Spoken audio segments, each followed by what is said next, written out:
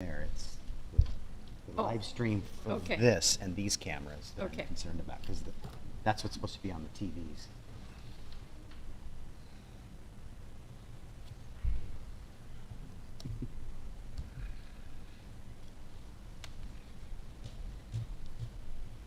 Hey, Jay.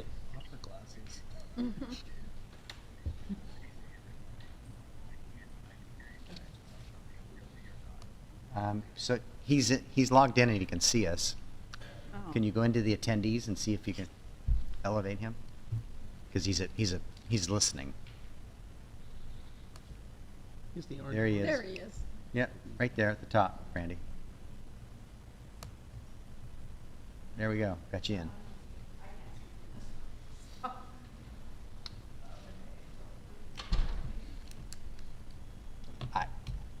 So we're live streaming. Correct. Okay.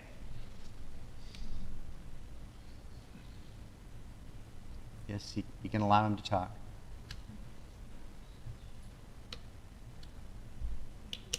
There he is. Okay. Where's he at? Recording in progress. There he is. Welcome back, Jay.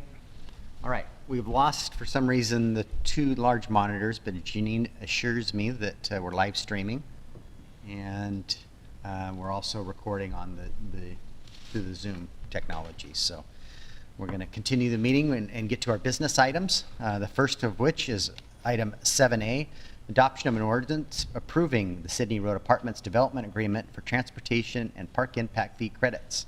Mr. Bond, you have a staff report? Yes, once again, this is the same item that was the subject of the earlier public hearing.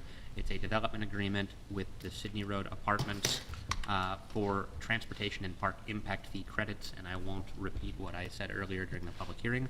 The staff recommendation is to approve the agreement as presented, and the agreement does have a blank, or the ordinance has a blank in it for inserting whether testimony was or was not received. We would change that to indicate that we did receive testimony and just provide a general summary of the nature of that testimony where indicated. Thank you. Okay. Thank you, Mr. Bond. Councilmember Ashby. Yes, Mr. Mayor, I move to adopt an ordinance approving of and authorizing the mayor to sign the Sydney Road Apartments Development Agreement for transportation and park impact fee credit. Second? A motion by Councilmember Ashby, a second by Councilmember Lucarelli. Discussion? Comments? No, I'm pleased that the developer is willing to do the road work and potentially create a park and deed it to us. I think it's fine. My only question is simply technical, and that's with the agreement if they choose not to move forward with the park. Is it, we just ignore it at that point? Yes, they would just pay their park impact fee for all of the buildings. Okay, thank you. But it'd be great to have a park in that area Oh, of our city. I completely agree Yeah. if we can make this work. So appreciate the opportunity to make that happen. Other comments or questions? John or Jay, do you have any comments or questions? No? She had shaken no? All right, you'll be voting on the adoption of an I was just a little Okay. disappointed that it won't be ready till the end of 2022. That seems like a long time. They'll go fast. Yeah, it's a big project. Yeah. Lots to construct. So, all right, you'll be voting on adoption of an ordinance approving the Sydney Road Apartments Development Agreement. All in favor, please say aye. Aye. Anyone opposed? Okay, and I see two hands raised on the screen, so that passes unanimously. We are to item B, adoption of an ordinance approving a new contract with the Washington State Department of Ecology for the continuation of the Marina Pump Station rebuild project and loan agreement. Mr. Dorsey. Thank you, Your Honor, council members. On February 19th of 2019, Port Orchard City Council adopted Ordinance 007-19, thereby approving contract number C011-19 and accepting the Department of Ecology's Clean Water State Revolving Fund Loan Agreement, WQC 2019 PORORPW 00025 for the Marina Pump Station rebuild project with the following general terms. It was a $4.1 million loan amount, no city share. It was a 20-year term at 2%, and it had established effective dates going back to 2018 so that we could capture work up to that point. It had a completion horizon of 2022, date of operation requirement again at the end of 2022, and the overall expiration was basically May of 2023. Over the course of the 30 to 80% design phase for the project, and in coordination with the Imagine Port Orchard waterfront redevelopment and the city's community event center project, and in response to a sewage overflow event that we had in 2020, the anticipated scope and budget for the Marina Pump Station rebuild project has increased significantly. To address the anticipated cost increase, and upon consultation with ecology staff, and by this ordinance, the council would adopt a new agreement. It still has the same agreement number for the marina rebuild project with the new revised terms. It's now a $13 million loan share, loan amount, still no city share. It's a 30% term at 2.6% interest. And then the project completion dates have moved respectively into 2024. And please note, since the city did not draw upon the previous loan agreement of $4.1 million, where all work up to this point has been paid out of city funding, a new contract and a new ordinance number have been assigned by the city. And by this ordinance, the previous ordinance is being repealed. It is amendment, I want to point out that as far as ecology is concerned, it is amendment number 2 for them, or amendment number 1, because they're maintaining, it's just their first amendment, but it's cleaner for us to just start over. So this approach is at the request of both ecology and the clerk, and I should have said with support of the finance department. And so the DOE loan and associated agreement is still a revenue secured lien obligation of the city, and payable solely from the net revenue of the city's sanitary sewer system, and the funds under the new loan agreement may be used to cover costs incurred to date based on the previous terms of the loan. So staff recommends that the City Council adopt ordinance number 029-21, thereby approving contract number C 068-21 with the State Department of Ecology, and repealing ordinance 007-19 and accepting an amended Clean Water State Revolving Fund CWSRF loan for the continuation of the Marina Pump Station rebuild project in the revised amount of $13 million. Councilmember Lucarelli? I move to adopt ordinance number 029-21, thereby approving contract number 068-21 with the State Department of Ecology, repealing ordinance number 007-19, and accepting an amended Clean Water State Revolving Fund loan for the continuation of the Marina Pump Station rebuild project in the revised amount of $13 million. Second. Motion by Councilmember Lucarelli and a second by Councilmember Chang. Are there questions for Mr. Dorsey on this matter? I'm thankful that we were able to secure this additional funding because the scope of the project has grown immensely due to ecology's requirements. So thank you for your hard work on that matter. Thank you. Mr. Mayor, that was my question. It wasn't the loan or the funding, because I think a 30-year loan at 2.6% is very favorable to the city. Mm-hmm. My concern or question was, how did the scope change that it added $9 million to the project? Well, there were a few things. The key thing is that event that we had with the overflow that Oh, correct. that confirmed that Correct. we did have a functional overflow that the ecology did not want to have in place. So we were required to add additional storage. Okay. We also had, when we started this project, we didn't have the OSHA L&I entry confined space requirements, so that was another thing that changed how we enter the space rather than the spiral staircase. And then there were some delays associated with the coordination with the downtown that was pushing us up against our completion window. And ecology felt that it was a very important project for them, and they just chose to fund, they wanted to just fund the entire project. Okay. And just basically kind of call a mulligan and start over, and provided additional funding. So we're very thankful. Perfect. The largest increased expense was the underground vault grew significantly. Significantly. And when you're building things at or below sea level, it's expensive. Right. No, I appreciate that. I just thought it warranted an explanation for transparency. Yep, absolutely. Can you repeat what the completion date is expected to be? Is it 2024?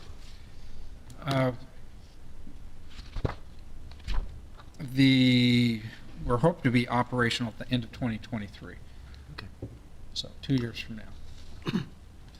And then there's an additional 5 months to do closeout.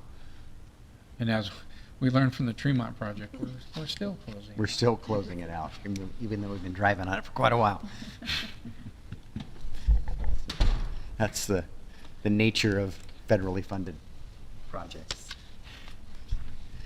All right, other questions? Okay, you'll be voting on the adoption of an ordinance approving a new contract with the Washington State Department of Ecology for the continuation of the Marina Pump Station rebuild project. All in favor, please say aye. Aye. Anyone opposed? Hearing none, I saw 2 hands raised as ayes on the screen, so with that passed unanimously. We are to 7C, adoption of a resolution accepting the Lodging Tax Advisory Committee's recommendation for distribution of the remainder of the 2021 funds. Clerk Reinerson. Yes, good evening, Mayor, Council. Moment here.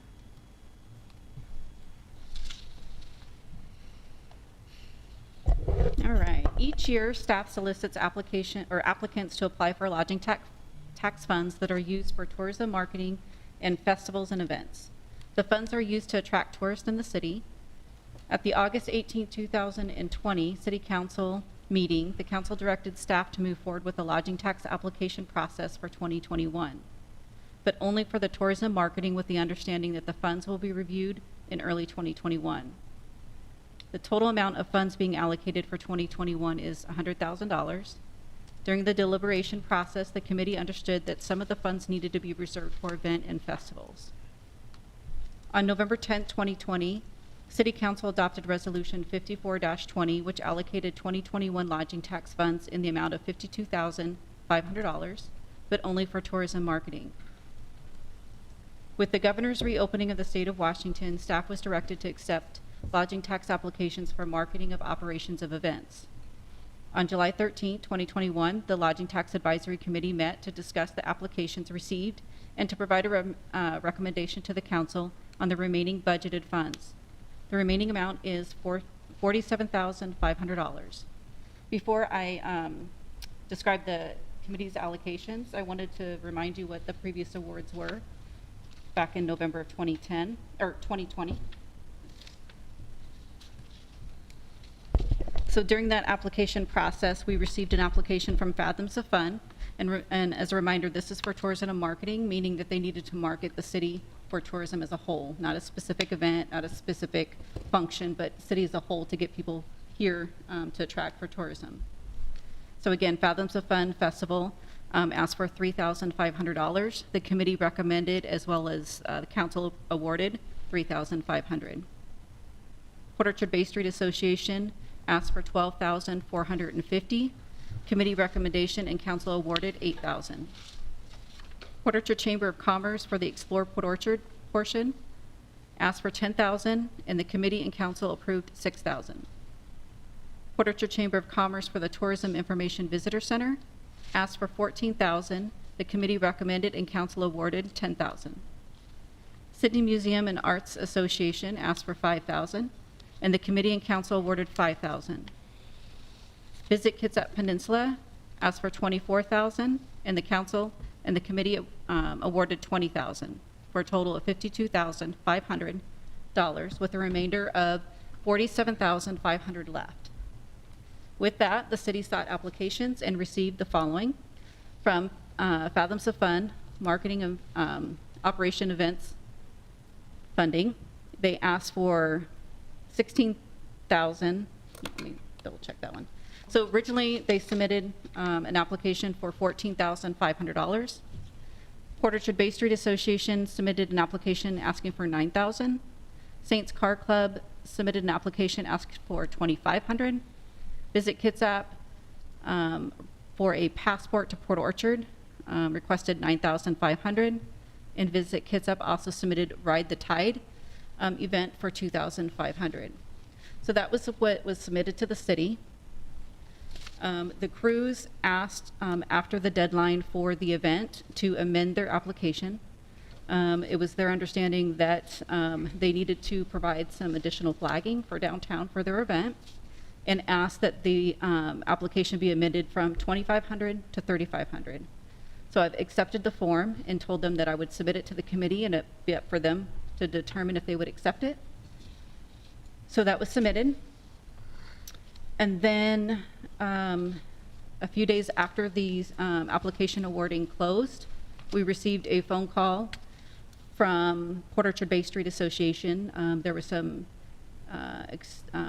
extreme circumstances that caused them to miss the deadline, and they asked if they could submit it past the timeline. Again, I accepted the application on behalf of the city and explained to her that I would be happy to submit it to the Lodging Tax Committee for them to determine if they would accept it and provide a recommendation.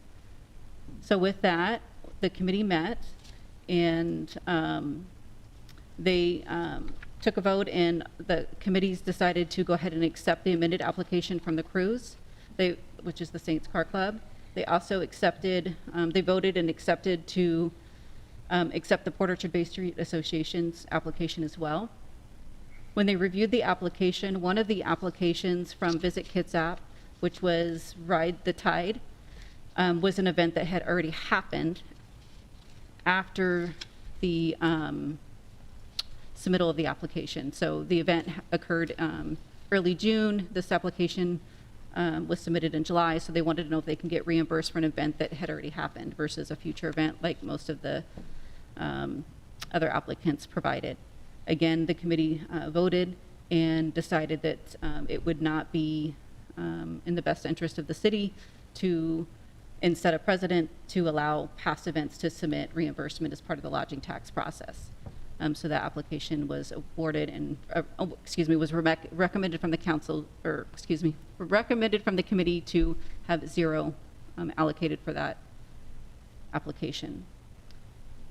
The Ride the Tide rendezvous event, the committee, they asked for $2,500, and the committee felt that with the event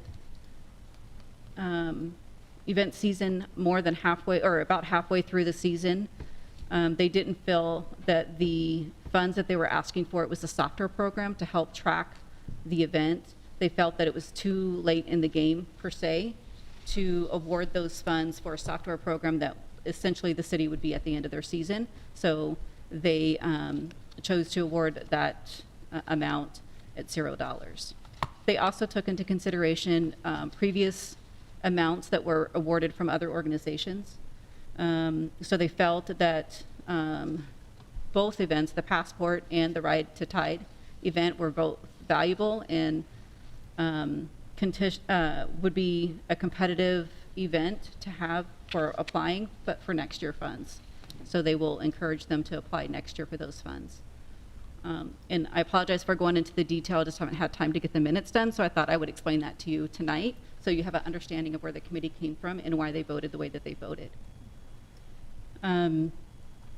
So those were the bulk of the conversation. Because the committee decided to accept the amendment application for the cruise for flagging, one of the members of the committee, and I should back up and tell you who the members of the committee was. So we have Jay Rosapepe, who's the chair of the committee. We have two hoteliers, which is Lorraine Olson, which is the bed and breakfast, Mrs. Howell's Bed and Breakfast. We also have Marissa with the Red Lion Hotel. And the way that the statute works is that however many hoteliers you have representative is how many you have to have of the nonprofits that could receive the funding. So we only had a choice of representing two nonprofits. And as you may recall, middle of last year, the mayor provided a recommendation and the council accepted. And so the two that we're representing for the nonprofits that can participate in the funding is Fathoms of Fun, as well as the Port Orchard Bay Street Association. So because of Fathoms of Fun was also putting in an application as well as on the committee, and because the committee accepted the amendment amount for the cruise, they felt that it was necessary to ask for an additional $6,000 for their application as well for flagging for their events. So although their application states $14,500, she asked the committee to consider an additional $6,000 for that, for a total of $20,500. So that's where you'll see that the funds requested was $20,500, and the committee's recommendation is $20,500. For POBSA, requested $9,000, committee recommendation is $9,000. Saints Car Club request is $3,500, committee recommended $3,500. And again, the two Visit Kids Up events requests were allocated at 0. The committee's recommendation is to expend $33,000 of the remaining $47,500, which would leave an amount of $14,500 in the 2021 budget. So it's my understanding that although some of the applicants were able to amend their application because of flagging, the council may decide that it could reopen the remainder of the funds to see if any of the other applicants would like to reapply for some of the expenses for the flagging of their events. And I will leave that up to the council to decide on that piece. And the chair is in the meeting tonight, so if I missed anything, please feel free to add on to what I have added. Otherwise, I will say that staff's recommendation is to accept the resolution from the Lodging Tax Advisory Committee's recommendation for the 2021 funding allocations for marketing and operations of events as presented. Okay. Jay, do you want to add anything to Brandy's staff report? Did you capture it correctly? I think everything was captured correctly from the meeting. Okay. Thank you. Is there a motion? Would you like to make a motion, Jay?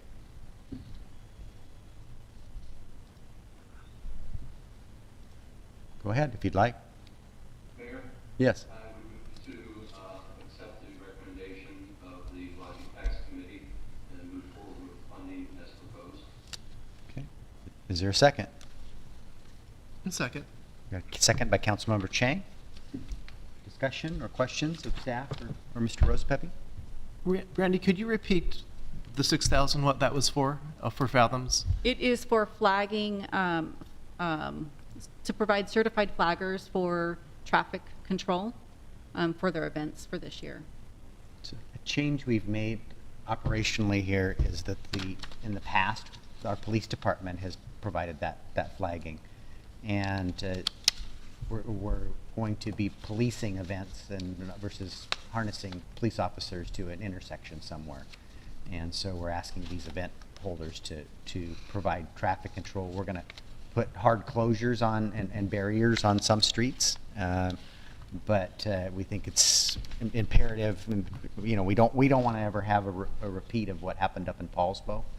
We try to prevent anything like that, and to have our police officers out working in the crowd and part of the event is a much better use of our police force versus having them flagging traffic at an intersection. I agree with that. I just didn't see it in the backup here, so I was thinking, how did we get from 14 to 20? And I heard Correct, you they mention amended it 6. at the meeting when we were Okay, discussing so there's it. no backup for it saying, okay. Correct. If the council approves the recommendation, then what I will be doing is going back for asking her to submit the application for the 6,000. Councilmember Ashby? Yeah, I am not supportive of awarding the $6,000 at this time. I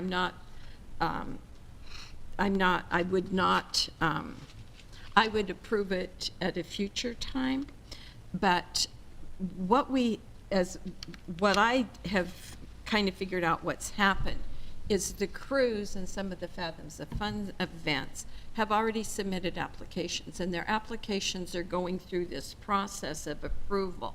And as such, they've had dialogue with the city and understand they have this additional expense for traffic control. But not all of our nonprofits have either, their applications are either in process or haven't submitted their applications yet. So I know that we have some other events that come immediately to my mind, like the Halloween event that the Port Orchard Bay Street Association does. And even their ladies' night out needs traffic control. So I don't know that those organizations have had an opportunity to review what that expense might be and apply for reimbursement for that. And I would like to see that done equitably, because if at the meeting, the people involved with Fathoms of Funds said, oh, well, gee, we have this other expense and the cruise gets money for it. To me, the $6,000 wasn't documented. And I would like to see documentation for the $6,000. I also quite personally, because this is the first time that we've seen the applications in our packet, I question the validity of some of the numbers in some of these. And there are some budget numbers in some of these that, again, I apologize for being the recovering banker, but they don't balance. They've got expenses for one of their events at $11,000, yet they have $12,000 worth of revenue coming for that event, and $6,000 of that money is ours. So I would really like to see the application cleaned up. The application also indicates that their overall attendance is going to be 500,000 people. And I question that. You know, I do. It's bigger than Seattle. Right, I question that. So then it makes me question, where did the $6,000 come from? So I have no problem awarding that, but I would like to see all the applicants apply for that particular those particular monies uniformly. So I would like to see us open up LTAC again and let because we may have had applicants who didn't apply, and with this opportunity they may. So that's my position on it. I personally would like to see us award Fathoms their $14,500 they asked for.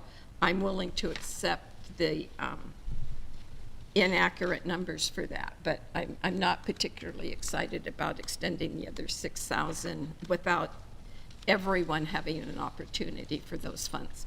Correct me if I'm wrong, Ms. Archer, I believe we can accept or reject. I don't believe we have the ability to modify this, the proposal from the dais. We used to, and then at least a prior legal counsel advised us we could not do that, that we needed to accept or reject them. And we can send this back to the committee, and then they can bring back a recommendation to us. Yeah, that's consistent with my experience as well.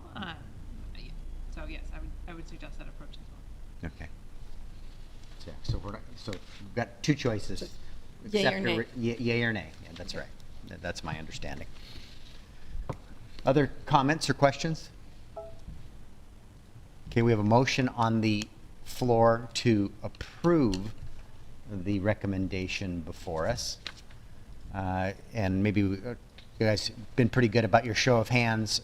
Those in favor of approving, which is the motion on the floor, please raise your hand and say aye. Aye. We have one vote, and against, say nay. And Nay. Nay. so we have 4 votes against. So is there a motion? I guess it's rejected then and remanded back to the committee by that vote. Correct. Okay, all right. That is where we're at. We don't need any other further action. All right, so we are on to item D, approval of a contract with Code Pros LLC for building department and building inspection services. Mr. Bond, this is yours. Yes, thank you. The city relies on consultants to support the building department for plan review and inspection services under the city's building codes. On April 13th, 2021, the city BCD used its consultant roster hosted by MRSC to select a consultant for personal services under a main category of building department services and a subcategory of building inspection services. After reviewing statements of qualification posted on the roster, the city selected Code Pros LLC and requested a scope and fee structure for building department services. A contract was negotiated for an amount not to exceed $140,000 through 2022.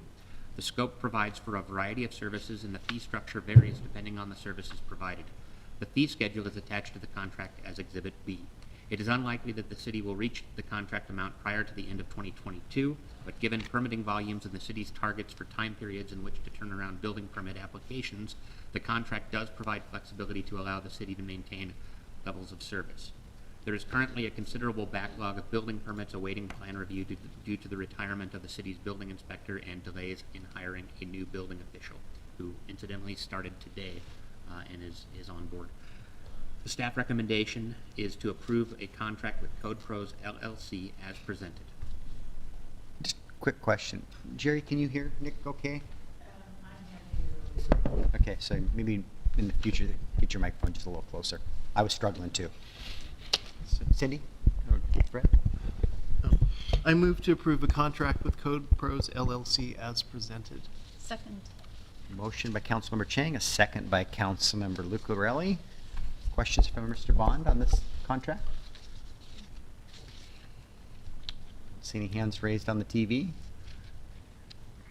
All right, you'll be voting on the approval of a contract with Code Pros LLC for building department and building inspection services. All in favor, please say aye. Aye. Anyone opposed? Hearing none, that passes unanimously. We are to 7E, approval of amendment number 2 to contract number 090-20 with Murray Smith, Inc. for the continuation of the 2020-2021 McCormick Village Splash Pad Retrofit Project. Mr. Dorsey. Thank you, Your Honor, council members. On December 15th of 2020, the Port Orchard City Council approved contract C090-20 with Murray Smith, Inc. for the 2020-2021 McCormick Village Park Splash Pad Retrofit Value Engineering of the Land Expression Splash Pad Retrofit Ad Ready Design, which was the Splash Pad project.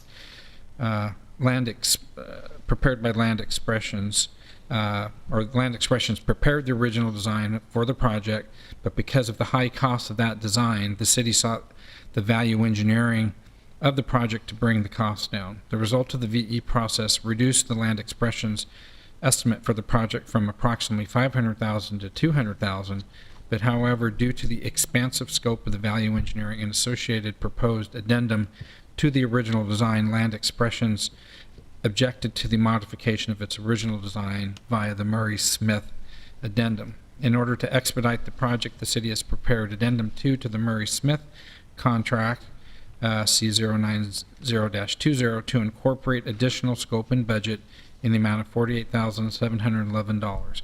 This amendment will result in a complete Murray Smith ad-ready design for the McCormick Village Park Splash Pad Retrofit Project. Staff recommends authorizing the mayor to execute Amendment 2 to contract C090-20 with Murray Smith, Inc. in the amount of $48,711 for the preparation of the 2020-2021 McCormick Village Park Splash Pad Retrofit ad-ready design. And at this point, by the time we get the addendum out or the ad out and the work done, this will all be ready for next year's opening of the park. So we'll have to continue with the direction we're going right now with the non-treated water. Councilmember Lucarelli. I move to authorize the mayor to execute amendment number 2 to contract number C090-20 with Murray Smith, Inc. in the amount of $48,711 for the preparation of the 2020-2021 McCormick Village Park Splash Pad Retrofit Ad-Ready Design. Seconded. So we have a motion by Councilmember Lucarelli, a second by Councilmember Clausen. Questions for Mr. Dorsey? So we've got the splash pad operating right now, but we're not obviously using a recirculating system because this is still being designed.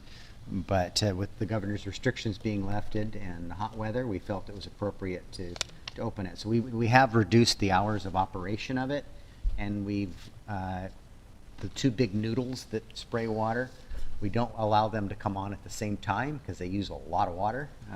So we've kind of limiting the fun, I guess, a little bit, but it's still working and still very popular. You seem perplexed, Fred. Yeah, I was just curious, in a nutshell, if you can explain what Land Expressions didn't like of the modification to the original plan. If it's not too involved. Sticky wicket. So I would say a brief summary of that would be the scope of the modification, so that the expansiveness of the modifications. Essentially, it's the design of one firm being modified by another. Their stamp remains on the drawing. So the scope, the scale of the modifications left the first vendor with concerns. So they wanted their name taken off of it, or they wanted us to make further, I guess, design changes in their favor? They didn't want to accurate. participate. They- Okay. Yeah. Yeah, they they, want- they chose not to participate because the design that they had originally put forth had changed significantly. Okay, yeah. Yeah. Well, do we care if their name's on it? I mean, I don't know who these people are. Land Expressions is a more of a landscape company that's specialized in splash pads. And so they designed a system that was, I guess, proprietary to some degree as far as getting the equipment. Whereas when we did the VE, there was a different way to, make the omelet, so to speak. Go ahead. And I think what's happening now is that we're using water. Mhm. We're not reusing it. We're purchasing it from Bremerton. We are. That is that water. And so this whole project will allow us to recycle water and clean it. Mhm. And that will reduce the cost of, Yeah, the cost of operations will go down significantly. He uses about $8,000 worth of water a month. lot It's of water. Yeah, it's a lot of water. We never envisioned how popular this would be. And, which is a good problem, but now we've got to make it more efficient to operate. Thank heavens we had it though for right now. Yeah. Other questions or comments? Hearing none, you'll be voting on the amendment number 2 to contract 090-20 with Murray Smith, Inc. for the continuation of the McCormick Village Splash Pad retrofit project. All in favor, please say aye. Aye. Any opposed? No. Okay, we passed 4-1.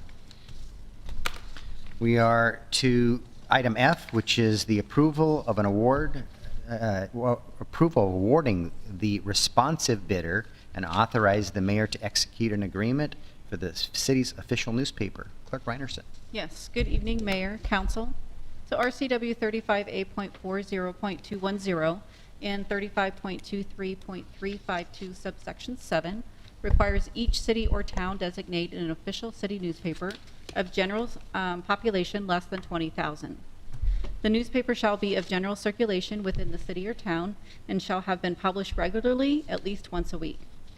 Request for newspaper publication services was noticed and published on June 10th as well as June 14th, 2021, with bids being received no later than 1 p.m. on June 18th. The city received 2 bids, one from Kitsap Sun. The cost per single line was $1.96. Circulation numbers within the city limits was 1,011. South Kitsap Urban Growth Area population circulation was 1,797. Port Orchard Independent submitted a bid at $1.90 per cost per single line. Their circulation numbers within the city limits of Port Orchard was 1,528, as well as the South Kitsap Grove, Urban Growth Area at 1,528. In reviewing the bids submitted, it was determined that the Port Orchard Independent submission contained a material inaccuracy regarding circulation.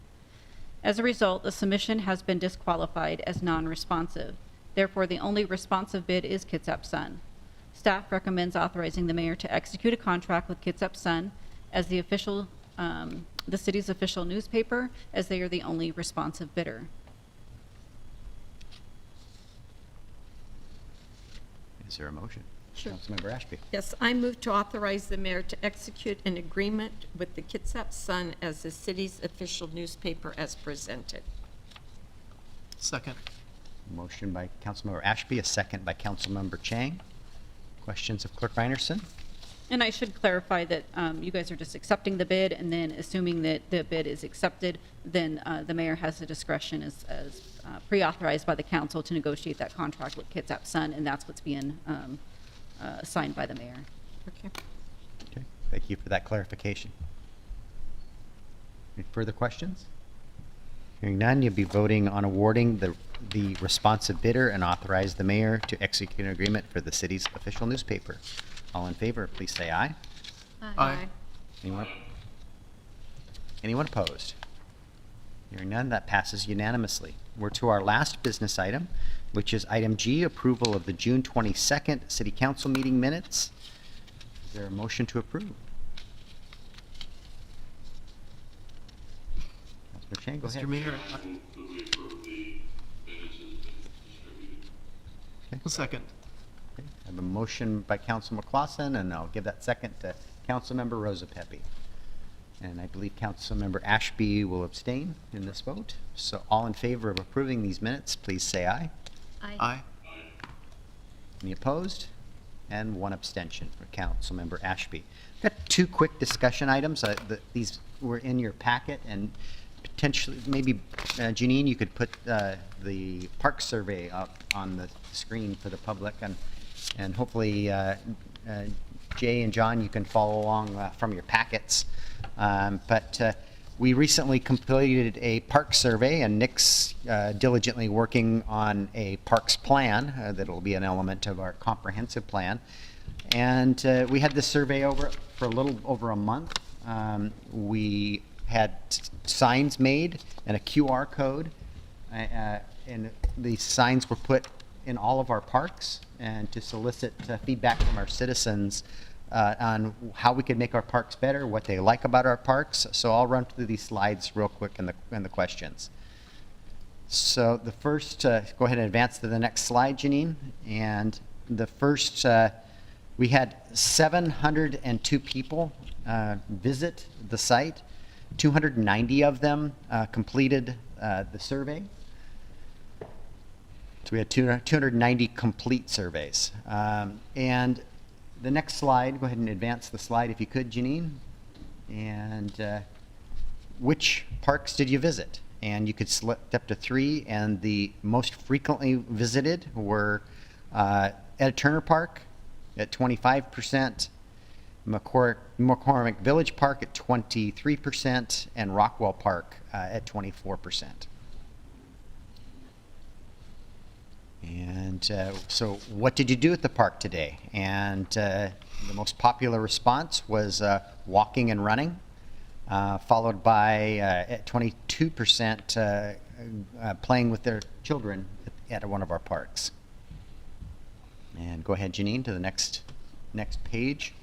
I know you're managing 2 different screens and trying to keep up here. So just examples of, I asked for, we had a free-form ability to type, and what type of activities did you participate at our parks, and reading, taking photos, wildlife watching, kayaking.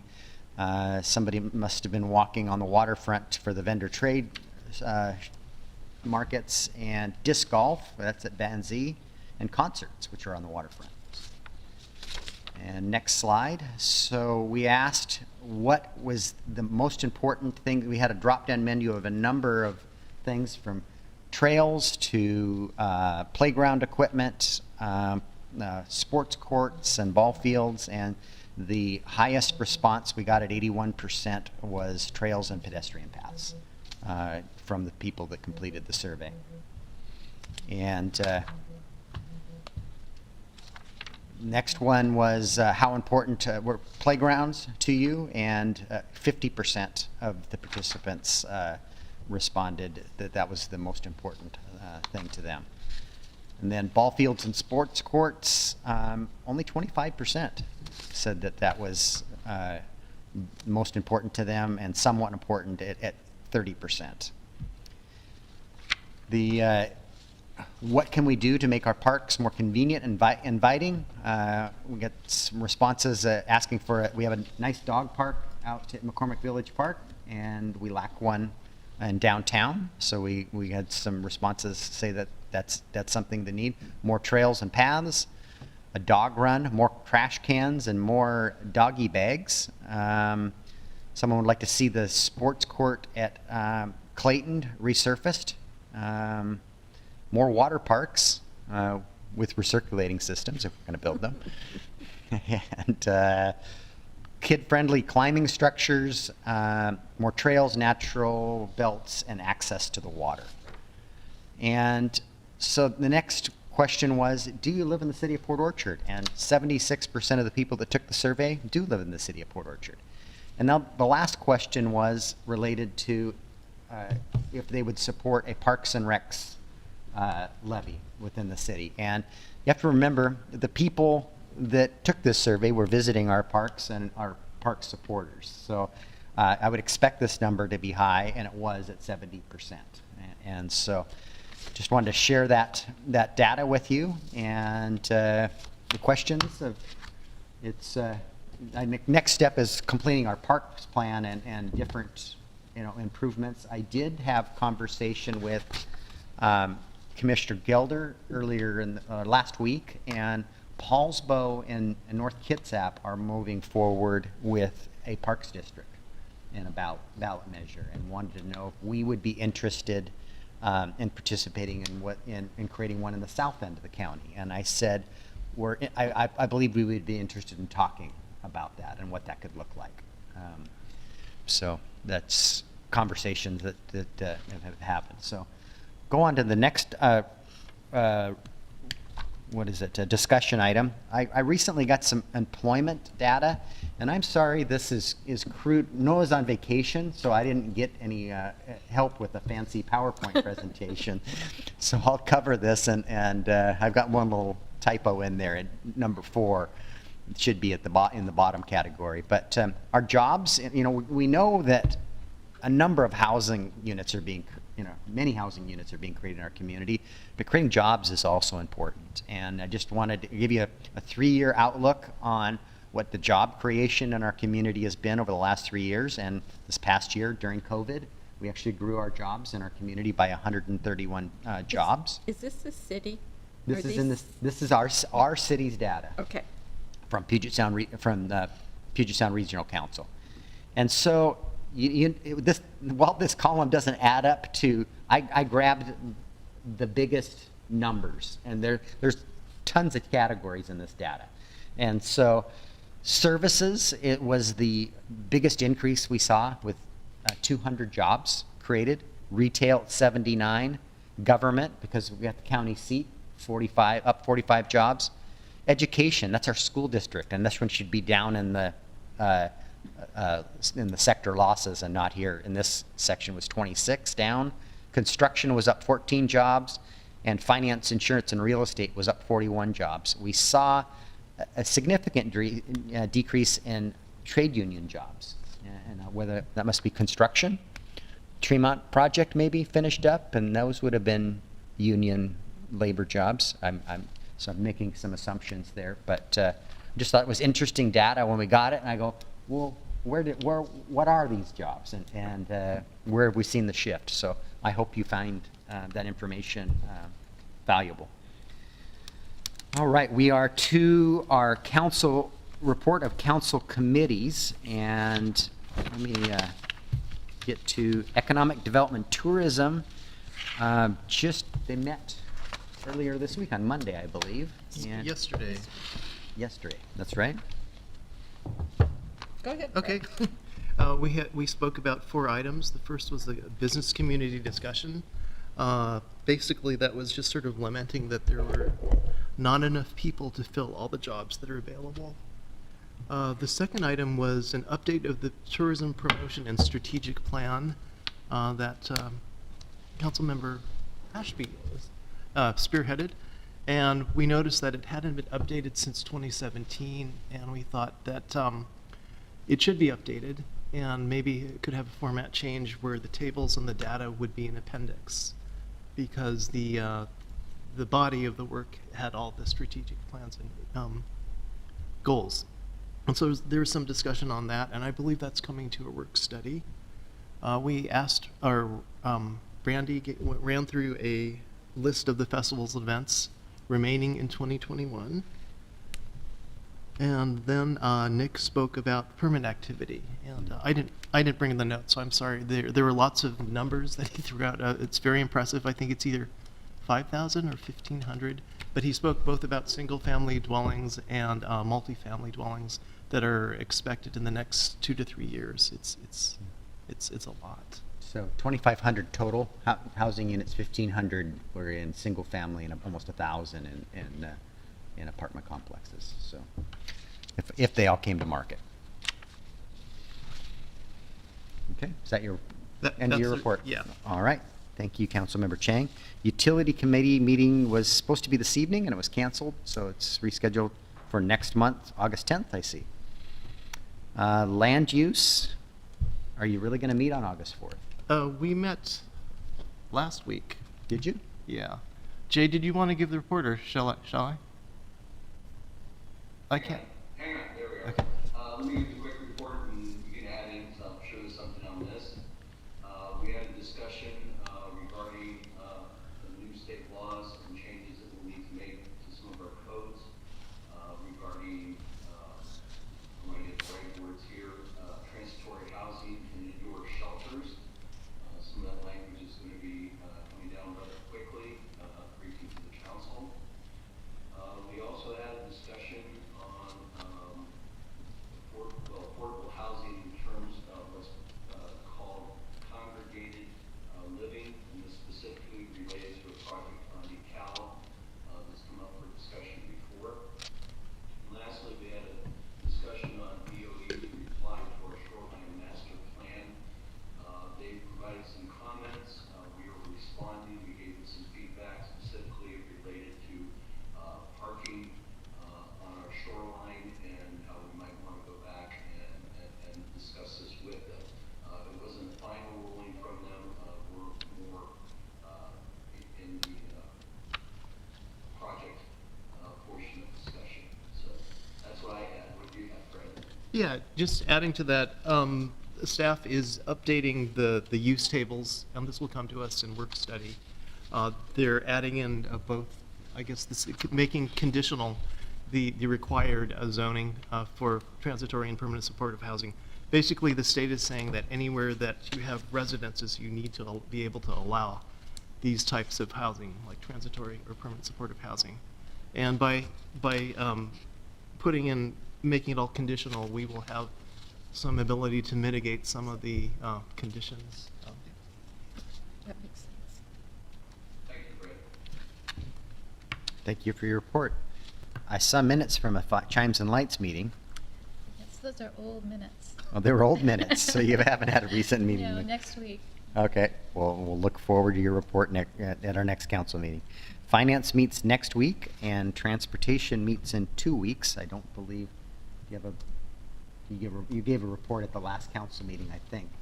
I Did you- wasn't here. Someone Yeah. from the committee did. Yeah, we did. Yeah. Because it was on a council meeting night. Yeah. Sewer advisory is July 21st. And lodging tax, we talked about that tonight. I don't know that we need to give a report, but We'll there's, be meeting soon. you'll be meeting soon and giving us another report. Okay, outside agencies, I'd just like to start with the Kitsap Regional Coordinating Council, and our county-wide planning policies were approved. They're off to the county and need to be ratified to the county, and then that'll be coming to the cities hopefully in the fourth quarter of this year. And I just want to commend Councilmember Ashby for the work. She is the chair of KRCC this past year, and the element D, which is the countywide, the regional Rural lands. rural lands, thank you for correcting me there. And it was rather contentious. Councilmember Ashby and I met with Commissioner Gelder a number of times and to find a place where we could all be happy with the countywide planning policies that we brought forward. So just want to thank Councilmember Ashby for her hard work. She will be sorely missed next year as I will be taking her seat on the executive board in KRCC. So, you have any other outside agencies you'd like to report on? Yes, I do. And just to follow through with the countywide planning policies, they have moved forward to the county. The county has 60 days to go through the SEPA process and develop an ordinance, and then they'll come back to each of the cities for approval. Some of the changes that were put in the CPPs will require us to make some bylaw changes. And so we will also be updating the bylaws to make them compliant with the CPPs. The other outside organization I would like to talk about is the Puget Sound Regional Coordinating Council. I represent what we call Other Cities Kitsap, which is Bainbridge Island, Paulsbo, and Port Orchard on their Transportation Policy Board. And that organization currently has an ad hoc committee called the Strategic Selection Project Criteria Task Force. And we're looking at what the selection criteria for the federal funding for transportation dollars will look like next year. And I must say that they're getting very in-depth, and they are asking for some set-asides that may influence the set-aside that Kitsap normally gets. So I will be going in-depth at the transportation meeting later on this month, so that Port Orchard can have a fairly strong position and represent our interest at that. Because we do not want to lose our set-aside, which for the whole county amounts to about $2 million or so. We don't want to lose that. So it is going to take some effort to keep it in place. Thank you for your report. We've got one other outside agency, Kitsap Transit, and we had our board meeting last week, and it was the board. It was announced, if you did catch it in the paper, that Sunday service will be restored. Now, it won't be restored tomorrow because, like all the restaurants and every other business out there, attracting people to work for you is difficult, and attracting enough bus drivers to ramp up another day of bus service could take a couple of years to fully implement. But they announced the foot ferry. And I was getting there next, yes. So as of July 18th, though, there are enough sufficient crews to operate the foot ferry between Port Orchard and Bremerton. So Sunday service will start later this month, here in about a week. But there will be no supporting bus service related to that. Do we have anyone in the audience that would know the hours that the 9 to ferry is 5. going to run? 9 to 5. Is it 9 to 5? Okay. 9 to 5, I hear. Okay. So, and I then looked at the schedule today. Yeah. the expanded fast ferry service for the summer hours will also start July 31st. So you will have that connection to downtown Seattle also. So that is the end of my outside agencies. I'll get into my mayor's report. As I'm required to do so, I've got a couple of minor HR policy changes. One is that we completed the job description for the HR specialist, and that's now fully completed, and we'll be conducting interviews. I think we start tomorrow. We've got a handful of candidates. And we also made minor modifications to reflect the current duties of the Public Works Office Assistant. The current office assistant is leaving the city, and we've already recruited and hired somebody internally. Our parking enforcement officer has got a promotion to Public Works Office Assistant. So It was just a moment in time where, before you post that job, to look and make sure that the duties and descriptions are accurate. Couple more things. I met with Chief Brown and Deputy Chief Maine today, just talking about the fireworks display and other public events. And I have to admit, I've lived downtown for 20 years, and this weekend I felt, and I confirmed that with the officers that were working downtown, that this was the safest and most family-friendly public display we've had. And historically, we have a bit of a, for a better term, a war zone going on, where personal fireworks are being discharged at the same in a large crowd.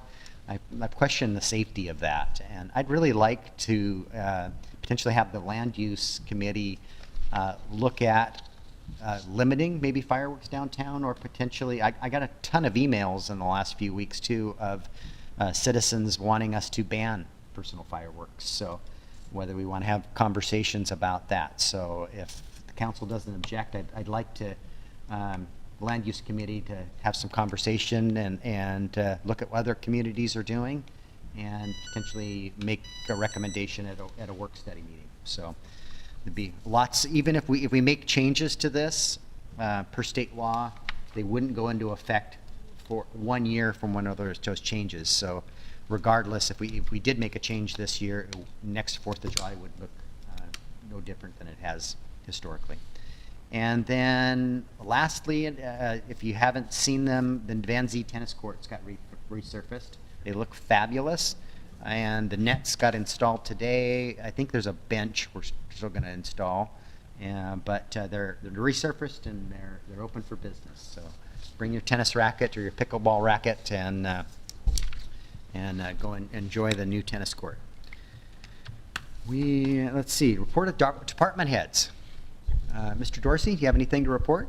Yeah, I've got a couple of quick project updates. You're going to start seeing activity on I think it started as the Jerry Harmon project. I think she's the first one that mentioned it a couple of years ago. It's the Sydney Avenue. Yeah. Yeah, it kind of started as I think something was sinking, so it turned out there was a lot sinking. So that's going to be quite a project. I think there's 4 phases, so everybody should be looking to our webpage to see updates on traffic control, detours, because there are going to be road closures associated with that, and obviously parking impacts for the neighbors. You mentioned the tennis courts. Also, if anybody's been out in McCormick, seeing all the general construction, the roundabout at Clifton Old Campus Parkway is moving ahead. And I think that road has a new name, though. What's that new name, Mr. Bond? McCormick Village Drive. McCormick Village Drive, yeah. Yes. And then the Pottery Lift Station, we were successful in getting the $500,000 emergency funding from the Public Works Board. So we don't think we're going to spend $500,000, but we have the ability to just accept what we spend and not spend what we don't need. So that was approved this last Friday. So that's all I've got. Okay. Mr. Bond? Yeah, I wanted to share the OFM population estimates. Those went final on June 30th. And so year over year from 2020 to 2021, we grew from 14,770 residents to 15,260. That's a gain of 490 residents. And we look to be on track for a similar number for the next 1 year period based on our current permitting activities. So that was our biggest increase, not from annexation in the last decade. About 3%, I believe, was the percentage increase. So, Ms. Archer? Nothing to report this evening, just happy to be back. Yeah. Chief Brown? Yeah, I appreciate the comments on the 10th of July.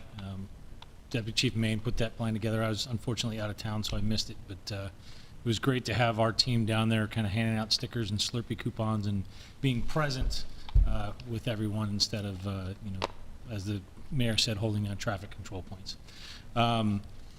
only big update, and I apologize for being a little hoarse today, the only big update is that next week we have the first step in our final accreditation process, and we will know by the end of the first week of August. So everybody downstairs has worked incredibly hard, and I appreciate my partners supporting me as well. So thank you. Thank you, Chief. Clerk Reinerson? Yes, I was going to report to you that Could you speak into your microphone? Oh, yes, I'm sorry. Yes, good evening, Council, Mayor. So I was going to report to you that I had submitted the JLARC report to the state regarding public records request. As you may be aware, each agency must report the amount of dollars that they spend on processing processing public records requests. Sorry, I was talking about special events now, switching gears here. So, if you spend at least $100,000 or more in processing public records requests, you have to report to the state different pieces of that report. And so I did submit, and we had over 400 public records requests between the law enforcement and the rest of the city. And we spent approximately $60,000 on processing those requests. So I thought that was kind of interesting data. And would like to share with you. I do have the report that was submitted. If the council would like to receive a copy, I'd be happy to share it with you. How does that compare to last year, a year ago? Up, down? It's about the same? The number of requests is about the same. Where we have increased is the time spent on public disclosure. So we get more complicated requests each year, it seems like. So the number is about the same. Dollar is about the same. Well, I shouldn't say about the same. So I think last year we were at about 40,000. This year we're at about 60,000. It's because we have more complicated requests that want any and all type of things. So, And I believe we're getting more and more records, though, in our public records portal, so people can self-serve on Correct. that. So, and that'll hopefully, hopefully in the next month or two, I'll be able to provide a nice presentation for the council as well as the public, showing how all that will work. okay, wonderful. And Thank that's all you. I have. All right, thank you. All right, Mr. Jones, you've waited patiently. We're to our citizen comment period, and you're allowed 3 minutes to address the council. I have a couple questions here, but they're rhetorical, so, you know. I believe in the 2019 Kitsap Sun article, our mayor pledged not to use eminent domain. And it's not looking like that. If I'm incorrect, it would save us a lot of grief to find out that that's not the case. Anyway, I'm not the only holdout. I'm just the loudest one. I think I might be. For 11 years, we've been held hostage by a couple of bureaucrats working for the planning department. They're being paid by our sales dollars, by our sales tax dollars, by our property tax dollars, where they're pie in the sky ideas, you know, that thing up there. 2019, they were told to look at other options, but nope. Mr. Dorsey said there's no mitigation needed at a meeting with me. Now we have a mitigation company. I don't know if it has anything to do with this or who their mitigation partners are. If I have to choose between my house of 42 years and my charter service of 24 years, there's no service. So there's no contest. So I'm selling 2 of my charter boats to devote to this cause. Our home wins. I've spent 11 nights of sleepless nights, and I know you don't get that, but it's a fact. I wake up at 3 in the morning. I hate that dreaded wake up at 3 in the morning when I use the facilities, and I spend the rest of the time thinking about our planning department, night in and night out for over 10 years. Using sales tax from our charter boats and the busiest restaurant in this town, Whiskey Gulch, to glorify those city drawings, to come up with a pie in the sky plan. It's just disgusting. I owe it to John Hayes, Venture Charters and its employees, my husband Frank, Chuck and Cassie Huck, and Whiskey Gulch employees to continue on. If I did lose this battle, I've had realtors look at my vacation rental business. And with a cap rate of 7%, makes my house worth $1.3 million. I've talked to John, nevertheless, what it is as a house or waterfront. It's a different value, but it's a strange house.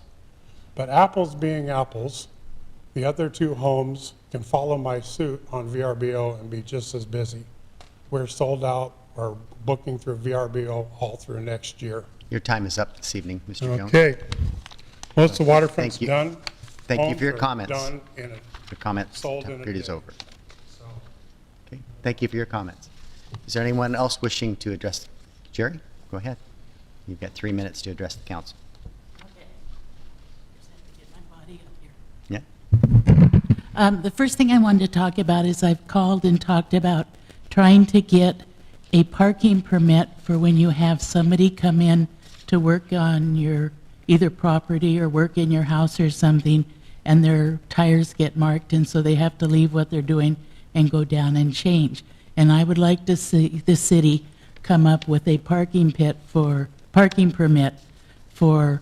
people that come into your home and or property and do yard work and that. My family doesn't want me in the rockery anymore, so I have to hire people to do that. But them having to stop in the middle of the project and run down and move their vehicle, where I would be willing to pay, if I'm paying $10 for a 2-year permit, I would pay for they could come one time, mine comes one time every 2 weeks, to have a special permit so that they can park and not have to stop what they're doing and go and move their car because they were working for me. So in talking with Noel and, was it you, Nick, that I talked with? It's, has to go through you guys to get this parking permit designed and so it's something that we need. I know that the young lady across the street who's a dentist here in town was having the same trouble with people coming in to work with her home and having to pay $10 every week or every other week for them to have a part-time parking permit is too much, in my opinion. Okay, and the second thing I wanted to talk about is, darn it, there's a town in Italy, Collecchio, that had fireworks this year that do not make explosive sounds to hurt the wildlife, and they're beautiful, and I had the picture, but moving my hands and talk to you, it has now disappeared. But it's something to be thinking about.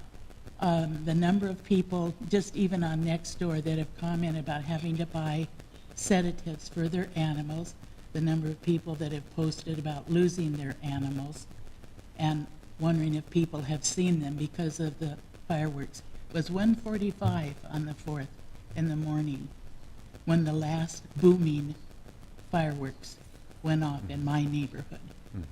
And just making loud noises that rattles your, having the pretty displays downtown, that's fine.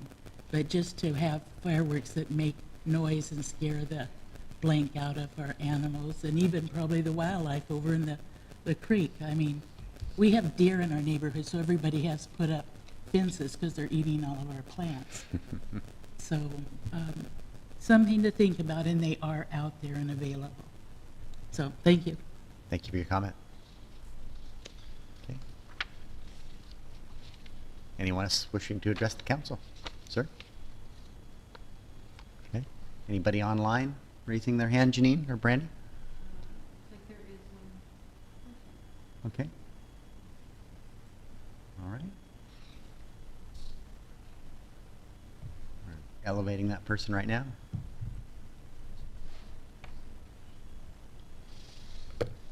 We hope. Jerry, can you email the picture when you find it?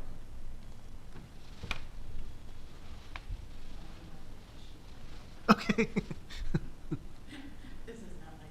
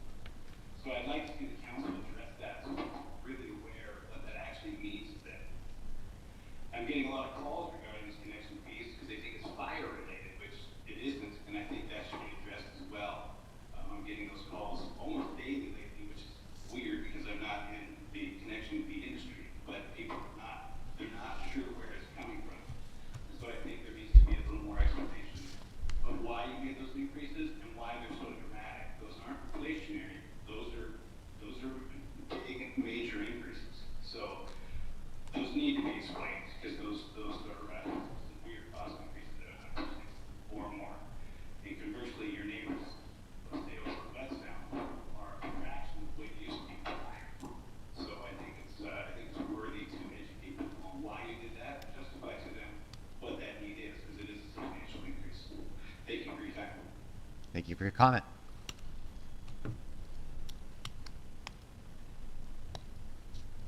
All right, any other hands raised there, Brandy? Okay, we'll close the second citizen comment period. We're going to head into another executive session, I believe.